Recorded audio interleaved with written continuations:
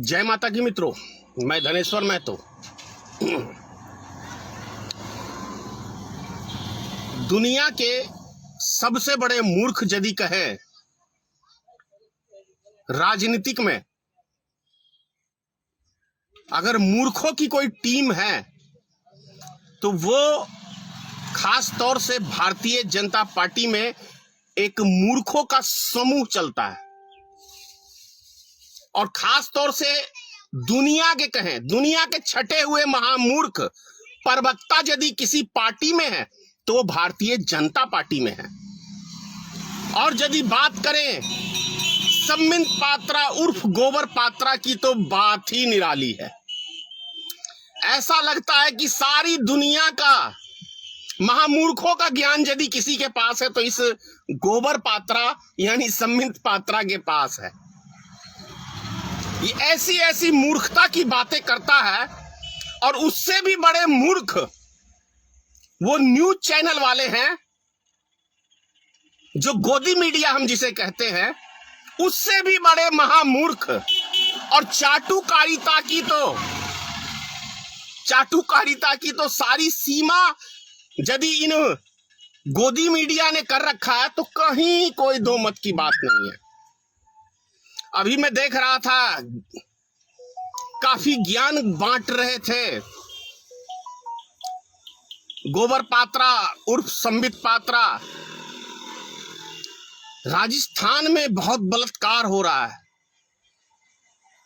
यानी कि जो जहां भाजपा का शासन नहीं है वहां बलात्कार खूब होता है, और जहां भाजपा का शासन है वहां राम राज की स्थापना है। जैसे उत्तर प्रदेश को देखो, 2:30 बजे रात्रि में एक दलित लड़की के बलात्कार होता है, उसको 2:30 बजे रात्रि में जलाया जाता है बिना जांच के, बिना उसके। क्या राम राज की स्थापना है उत्तर प्रदेश में। दिल्ली की अभी बात कर ले, एक केजरीवाल की सरकार है, लेकिन प्रशासन किसके अंडर में है? दिल्ली सरकार के है या भारतीय जनता पार्टी के सरकार के केंद्र शासित प्रदेश है? लॉ एंड ऑर्डर किसके पास है? केंद्र सरकार के पास है। तो यदि अपराध दिल्ली में होता है तो उसकी जवाबदेही केंद्र सरकार की बनती है, अमित शाह की बनती है। यदि 9 साल की बच्ची का बलात्कार होता है और ये नपुंसक प्रधानमंत्री जो लंबी लंबी डींगे हाँकने में महारती हासिल किया हुआ है, जो बोलता था कि 2-3 दिन में हम फांसी दे देते हैं, सुनते हो एक लफ्ज इस फालतू के प्रधानमंत्री के मुख से? अब बातें एक लफ्ज आप सुनते हो कि 9 साल की बच्ची का बलात्कार दिल्ली में हुआ है? सुने हो मोदी के मुख से एक लफ्ज? ये सिर्फ चुनाव के समय में इनके भाषण लंबे लंबे छूटते हैं, चुनावी सभा में लंबे लंबे भाषण छूटेंगे, लेकिन जब धरती पे काम करने की बात आएगी तो ये कौन से चूहे के बिल में घुस जाएंगे, इनका कोई अता पता नहीं है। चुनाव हारने का झटका लगता है अमित शाह को तो महीनों महीनों गुफा में गायब रहता है, फिर गुफा से निकलता तो चुनाव प्रचार के लिए ही निकलता है, फिर चुनाव प्रचार के लिए ही निकलता है। और नरेंद्र मोदी जब भी गुफा से बाहर निकलता है तो मन की बात देश की जनता के माथे पे थोपने के लिए, मन की बात, काम की बात नहीं, देश के जनता की बात नहीं, राजा साहब निकले हैं अपनी मन की बात सुनाने के लिए देश की जनता को। सुनो गुलामों, राजा साहब की मन की बात सुनो। वही सिस्टम चल रहा दिल्ली, हिंदुस्तान में लोकतंत्र है नहीं। यदि ये कोई भ्रम में है तो पूरी तरह से मैं समझता हूं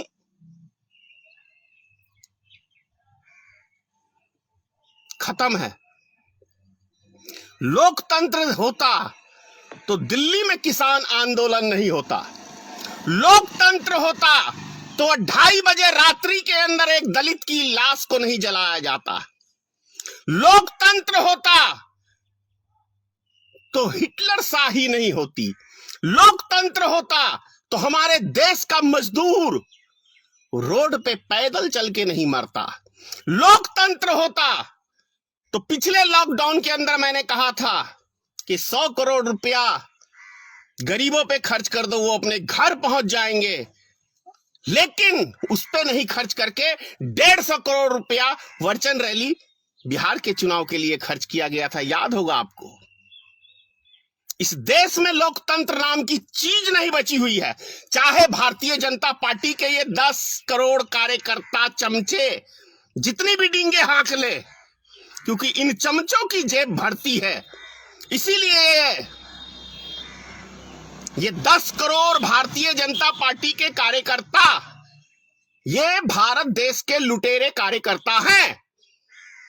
चाहे वो वार्ड सदस्य हो किसी पंचायत का, चाहे वह मुखिया हो, चाहे सरपंच हो, चाहे कोई भी हो, ये 10,000 कार्यकर्ताओं में ये माफ करना 10 करोड़ कार्यकर्ताओं में ये भारतीय जनता पार्टी एक 10 करोड़ की फौज जो तैयार की हुई है। ये भारत के 135 करोड़ की बात 10 करोड़ काट दे तो 125 करोड़ जनता को लूटने के लिए ये 10 करोड़ भारतीय जनता पार्टी के कार्यकर्ता हैं, जो हर पंचायत में, हर ब्लॉक में, हर गांव में ये चमचे चिल्लाते फिरते रहते हैं, क्योंकि वार्ड सदस्य के माध्यम से, मुखिया के माध्यम से खूब लूटने को मिलता है इनको।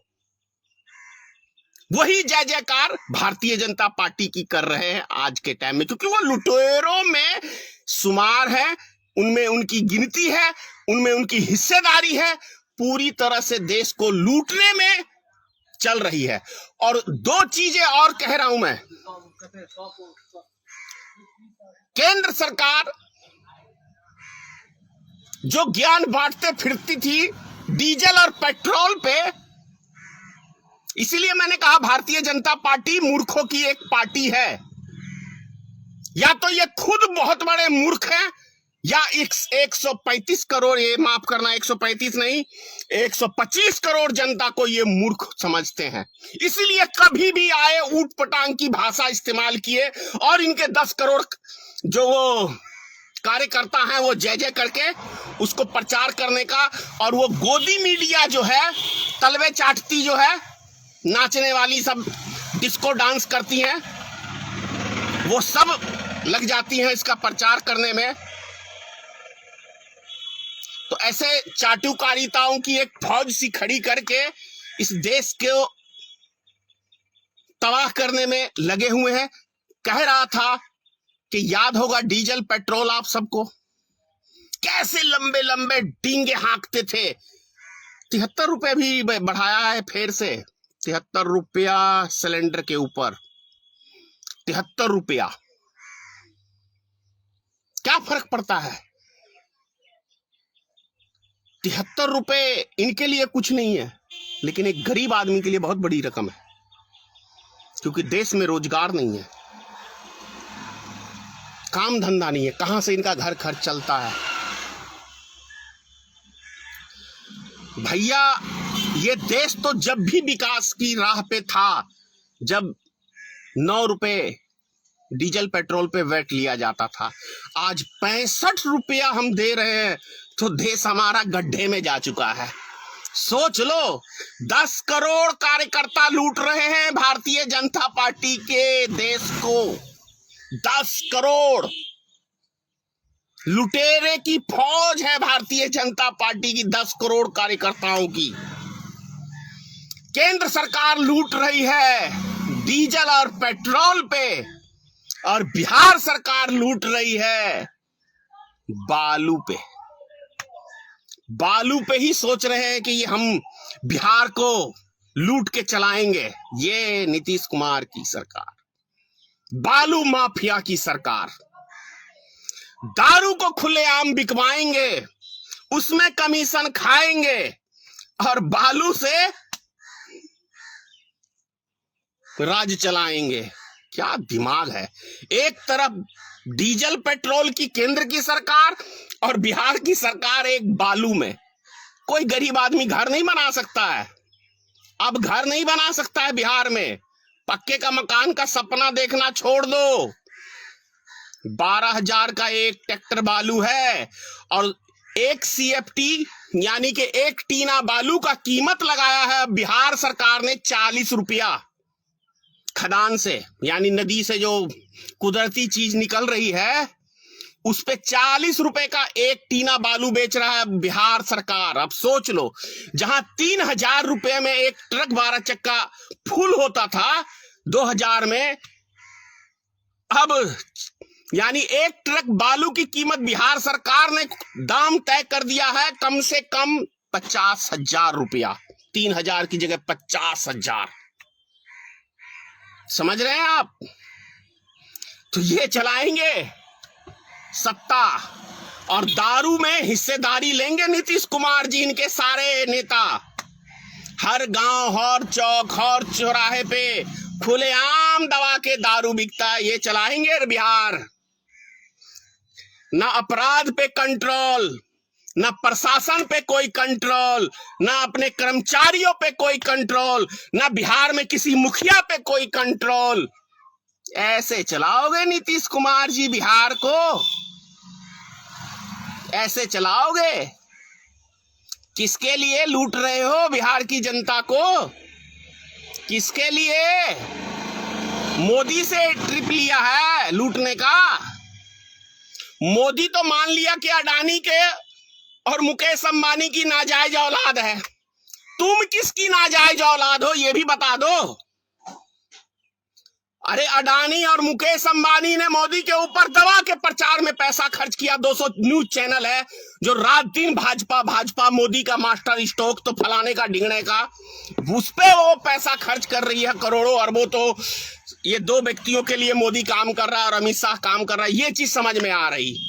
लेकिन बिहार की जनता ने तो आपको किसी अडानी और किसी उस पे नहीं आपको मत दिया। आपकी मेरिट के ऊपर आपको 2005 में बिहार का मुख्यमंत्री चुना था और चौथी बार चुना। तो फिर क्यों बिहार की जनता को आप नीतीश कुमार जी ऐसे लूट रहे हो? क्यों लूट रहे हो बिहार की जनता को? ऐसे क्यों बर्बाद कर रहे हो?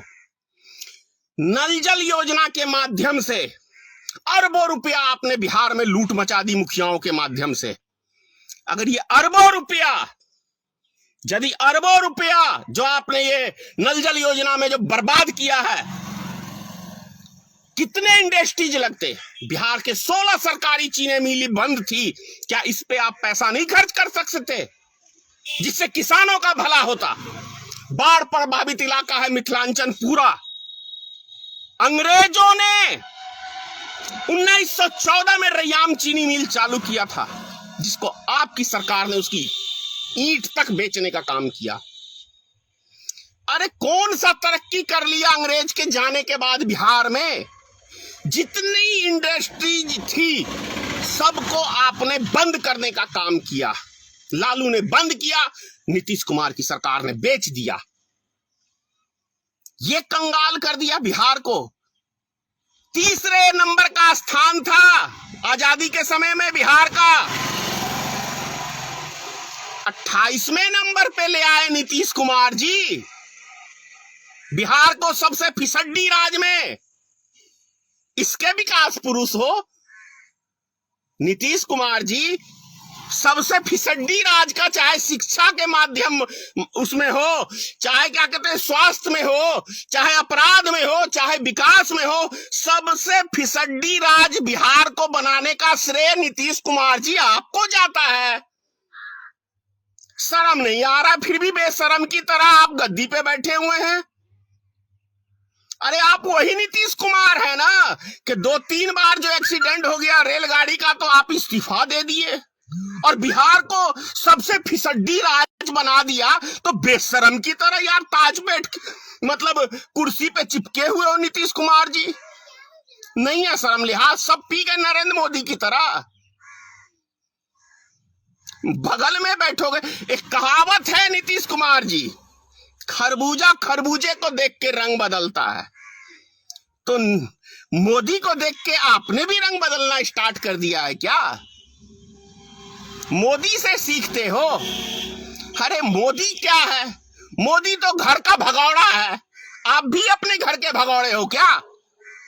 अरे मोदी तो घरवाली छोड़ के भागा था। खैर, आप भी अपनी घरवाली को शादी करके एक बच्चा करने के बाद आप भी अपनी जीवन ऐसे ही बिताए हो। क्या गजब की राजनीतिक है। सत्ता के कितने भूखे हो यार। कुर्सी को चाटते हो क्या? रात दिन खाना ही खाते हो ना। अगर कुर्सी को चाटने से पेट भरता तब तो समझ में आता है। पेट भरने के लिए चाहे वो नरेंद्र मोदी हो, चाहे नीतीश कुमार हो, चाहे कोई हो, रोटी की आवश्यकता पड़ती है। सोने की कुर्सी भी चाटोगे तो पेट नहीं भरेगा, पेट तो रोटी से ही भरता है। समझ लो नीतीश कुमार जी, बिहार में पंचायती चुनाव होने वाले हैं। कितने मुखियाओं को जेल भिजवाया आपको एक एक पता है, क्योंकि आपकी हिस्सेदारी बटी हुई है नल जल योजना में, 7 निश्चित योजना में। इसीलिए कार्रवाई नहीं हो रही है ढंग से। नहीं तो किसी भी पंचायत में, शायद ही कोई पंचायत होगा कहीं 1 इंची ढलाई है, कहीं आधा इंची ढलाई है, कहीं 1.5 इंची ढलाई है। क्या आपके कर्मचारियों को नहीं पता? क्योंकि सारे कर्मचारी चोर उचक्के हैं। कमीशन जाता है ना नीतीश कुमार को, तो क्या जरूरी है? समझ लो, कुछ करो देश के लिए, देश के लिए, बिहार के लिए। नहीं कर पाओगे। जब 20 साल में कुछ नहीं उखाड़ पाए तो अब क्या उखाड़ोगे? जय हिंद।